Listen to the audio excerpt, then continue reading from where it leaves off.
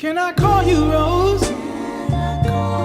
'Cause you're sweet like a flower in bloom. Assalamualaikum warahmatullahi wabarakatuh.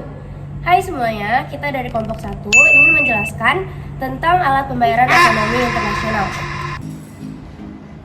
Neraca pembayaran internasional. Alat pembayaran internasional. Yang pertama yaitu devisa. Apa itu devisa? Devisa adalah alat pembayaran yang diterima oleh pembayaran di luar negeri atau internasional. Adapun wujud devisa yaitu berupa valuta asing, mata uang asing, emas, wesel asing, dan piutang luar negeri.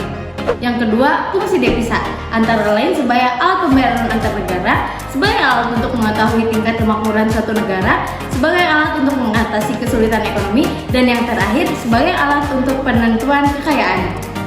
Yang ketiga, ada sumber devisa antara lain adalah ekspor barang, penyelenggaraan jasa, tenaga kerja di luar negeri, industri pariwisata, bunga dan dividen dari luar negeri, hadiah dan hibah dari luar negeri, pungutan biaya masuk, serta penerimaan piutang. Yang keempat, ada tujuan penggunaan devisa. Tujuan penggunaan devisa yaitu mengimpor barang konsumsi, bahan baku industri, dan sektor produksi lainnya, serta peralatan dan perlengkapan pertahanan, keamanan, dan sebagainya. Melunasi jasa pihak asing seperti jasa penerbangan, asuransi, pelayaran, penerbangan wisatawan Indonesia ke luar negeri, membayar keuntungan atau dividen terhadap penanaman modal asing, seperti melunasi cicilan dan utang bunga terhadap luar negeri. Jenis pembayaran internasional. Pembayaran internasional dilakukan dengan cara tunai dan non-tunai. Pembayaran secara tunai menggunakan cek dan telegraphy transfer.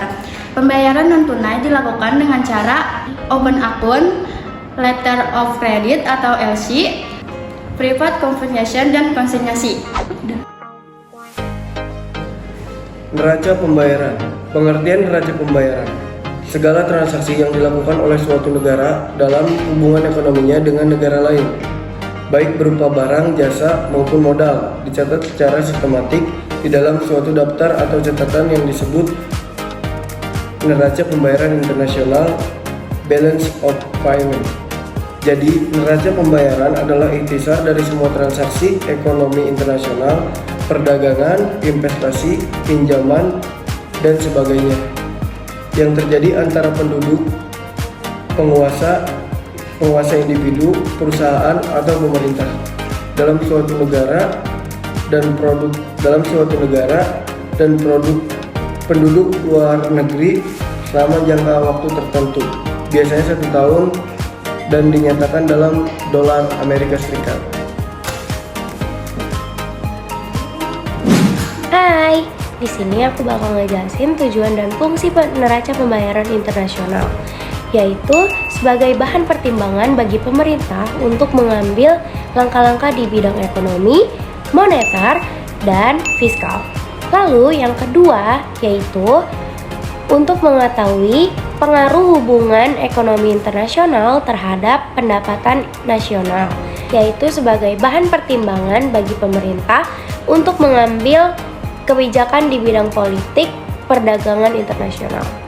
Sementara itu, fungsi neraca pembayaran adalah sebagai suatu alat pembukuan dan alat pembayaran luar negeri agar pemerintah dapat mengambil keputusan apakah negara dapat melanjutkan masuknya barang-barang luar negeri dan dapat menyelesaikan pembayaran tepat pada waktunya. Lalu yang kedua, sebagai suatu alat untuk menjelaskan pengaruh dan transaksi luar negeri terhadap pendapatan nasional. Lalu yang ketiga yaitu sebagai alat untuk kebijakan moneter yang akan dilaksanakan pada suatu negara.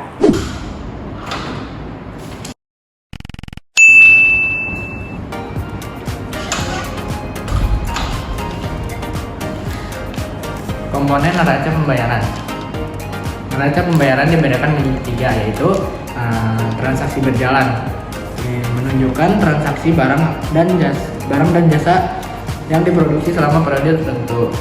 Yang kedua ada transaksi modal, menunjukkan transaksi penerimaan dan pembayaran dan penanaman atau pengampunan atas kewajiban yang diberikan pihak kreditur tanpa kompensasi.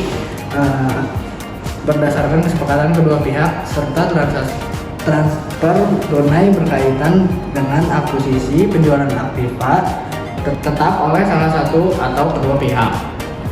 Yang ketiga ada transaksi finansial, menunjukkan transaksi perubahan kepemilikan aset dan kewajiban finansial di luar negeri selama satu periode tertentu.